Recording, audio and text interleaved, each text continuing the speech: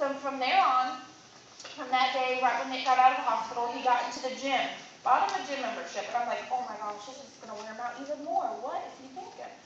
So, bought a gym membership, and his first workout was about, 10 minutes? It's about 10 minutes long. Got in there, what'd you do on your first workout? Just about nothing. Just about nothing.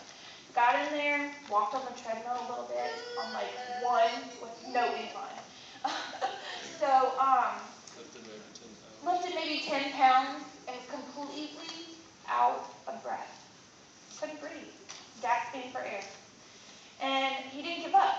He kept going back every day, every day, every day. And he went from a 10-minute workout and 10 pounds to about an hour and a half workout and how many pounds? 225 he got up to. That's pretty incredible. And when he did that, he was working out his lungs. Your lungs are a muscle. And so it caused his lungs to become stronger, and he got more, his lung function went up. So he went back to the doctors, and I'm telling you, this man was looking ripped. I'm like, he has no body fat, so he had like a 12-pack going on here. His arms were super toned. I was like, dang, he's looking really good. I liked it. So he went from being super small and skinny and bony to like bust up. I'm like, dang. So went back to the doctor. The doctor was like, oh my gosh. So he was like, oh my gosh, I can't believe how well you did. So they decided to put off the transplant. So they put off the transplant, and 3 years went by, and Nick, got sick in between, but how long ago? Probably about 6 months ago, the doctor was like, okay, we really do think it's time. His lung function was down to, what is it? Yeah, that's when his lung function went down to 14%, which is, come on guys, you were working on 98 and 99%. He couldn't breathe at all. We would go from our car to the front door, and he was out of breath. And me as a wife, I'm like, gosh, what can I do? Can I go mouth to mouth? I don't know. Breathe some air into him? I didn't know what to do, because I've never had this happen before. So they put him on oxygen full time, which is this big, ugly green thing. When he sleeps, he has a big machine like this, and it makes this weird noise. I like it, it puts me to sleep. So, made this weird noise, and so then the doctors are like, okay, we really think it's time now. We really do. And so, he went to Shands in Gainesville and had an evaluation, a 3-day-long evaluation, where they take 1 million tubes of blood from him. They make him work out. He had to lift at least 80% of his body weight at 14% lung function. That's really hard. All kinds of stuff, 3 days worth. So it's my birthday. We're at the beach. Here we are waiting on this call to come through on whether or not Nick's going to get listed or not, which everyone had given us hope that of course we're going to be listed. He's going to be, I say we like I have it. Of course he's going to be listed. So I get a call on my birthday, June 19th, and they tell us, I was like, oh, you're here, you're going to tell me some good news, right? All excited. And they're like, well, not the news you want to hear. So they tell us that Nick, the medicine that Nick's been taking is no longer affecting him. And that medicine they have to use after a transplant. So we had to wait about another month before he had to come off the medicine, and then they finally listed us a month later. It was just like so terrifying to think that he might not get this transplant, because without this transplant, they told him he would only live another 5 years. That's it, and that's at the max. So 5 years, that's young. That's really young. So he got listed 7 weeks ago now. And it has been, we got the call, and it was the craziest call. You have all these crazy emotions going on, because you're like excited, scared, and nervous, and then excited again. I don't know what to do. So we got listed, and so now he can get the call at any moment. We're just waiting on a donor. So we're waiting on a donor to come through, and he will get 2 lungs. So what will happen when he gets this transplant, if you can imagine, it's kind of gruesome, but I'm going to tell you, he will actually get cut from here all the way across to here. He has a very small body frame, so possibly have to break 2 of his ribs to put the lungs in. Yeah, it's pretty scary, right? So, they take these old, nasty lungs out that most of the time stick to his body because all the mucus and just terrible things that have gone wrong with his lungs. They usually have to cut them out. And they put in these 2 amazing lungs that someone had donated to be able to let my husband live. It's the most amazing gift that you could probably ever get from anyone in the world, let alone a complete stranger. So, it is very important, if you become able to drive, that you speak with your parents, think about it, and maybe possibly become a donor, because you can help someone live a whole, another long 30, 40 years of living. So he will get the transplant, and he will, they said, it was so amazing to hear the doctor say this, that when he comes awake from his transplant, he's got a tube down his throat and he's on a ventilator. So that's the scary part. But then the awesome part is, about a day later after his transplant, they're going to remove that tube.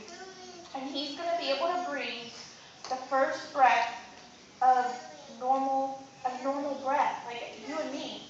The first time ever in his life, he will be able to breathe a whole breath. Can you imagine that? What that feeling is going to be like? It's pretty amazing. They said that he will wake up and he'll be gasping for air because his body's not used to getting all that oxygen. You know what I mean? So he will go through like some crazy things in his head, and he'll be freaking out, thinking he still needs oxygen because that's just what he's used to. And so it's a lot of things that we go through. So what he'll have to do is he will be in the hospital for about a month to a month and a half, just depending on how he recovers, which I know he'll do like amazing because he's like Superman. So we'll be in the hospital for a month. That whole time, girls, if you can imagine, I know you're like, ooh la la, in love with your boyfriend, that I'll have to sleep without him. I'll have to be without my husband for almost 2 weeks. We've never spent a day apart our whole 9 years that not the 9 years, but okay, at least the whole 5 years that we've been married. We'll never have spent a night apart.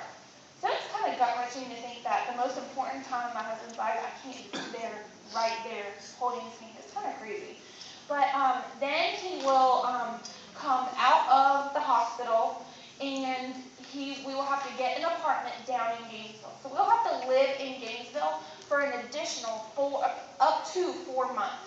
So here we have this awesome house here in Orange Park, and we have to live in Gainesville. It's like totally uprooting everything that you have to go get this done, but it's the most amazing gift anyone could ever have. So we'll live there for about that long, and then we'll get to come home. They completely wipe his immune system out, like has no immune system. So if he gets like stubbed toe or a headache or anything, we have to go see the doctor immediately because his body's going to immediately want to reject these lungs. So he will be taking tons of meds. It's kind of like switching out an old problem for a new one because, yeah, he's going to be giving up all these crazy breathing treatments that he doesn't have to do. They'll have to take about 15 to 20 pills a day. That's a lot to swallow. And most of these pills are like horse pills. They're huge. So he'll have to do all that, but I don't think that compares to being able to breathe, do you? No. So we're really excited about it, and let me make sure I have enough here. Oh, our after transplant plans. Let me tell you, I've made a list of what we're going to do after transplant. Nick loves to travel, so do I. So of course we're going to go to like the Keys, like everywhere we can go, ever imagine, we're going to do it. Nick's going to, what are you going to do? Let's see. I think he's going to run a marathon, he's going to climb mountains. Those are the things I want him to do. And the best of all, we're going to have some kids. We're ready for that.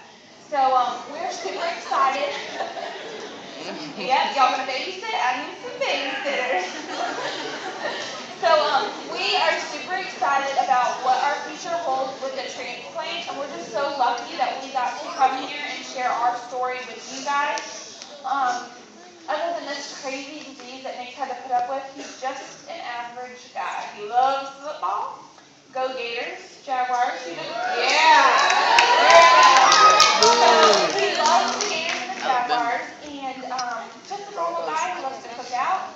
I get to surprise you with how much we raised today. Ooh. Your donations came in at $1,018.70. We're still going to be able to collect. If you still bring in $20, you'll still get a T-shirt. We'll be able to make a list.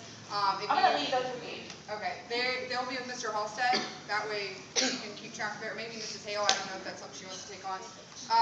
But you're still able to, Mr. Halstead said, you're still able to, up until Thursday, bring in a monetary donation and still be able to dress down next Friday. If you did buy a T-shirt, you are allowed to wear the shirt on Friday, was what I was told, with like your bottoms or whatnot. But that's just for the $20. You get to wear the T-shirt out of that. Other than that, you just get to dress down.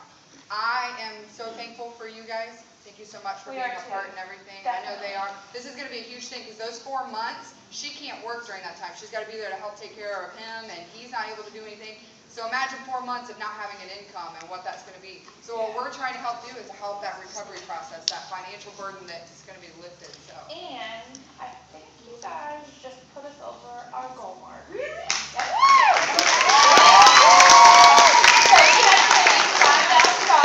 just a minimum, so that we can barely scratch the surface and definitely for sure take care of the bare minimum. So we were over a little like $4,021, I think we had.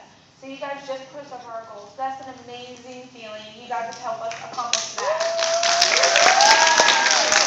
One more thing, we're going to wrap it up, but one more thing if you guys would like to do it, and if they have time, teachers, it's up to you.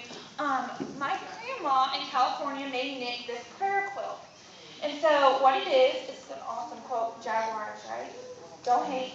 And so, yeah, hold it in. So, what it is it's a prayer quilt, and you say a prayer, and then you tie a knot. There's little pieces of string all over it, and you tie a knot in it for every prayer that you say. So if you guys have time, we're going to leave it down here, and you guys want to tie a knot in it and say a little prayer for Nick. This is what he'll be using post-transplant. So he'll have this, and I think it's an awesome thing that he'll be covered in everyone's prayers.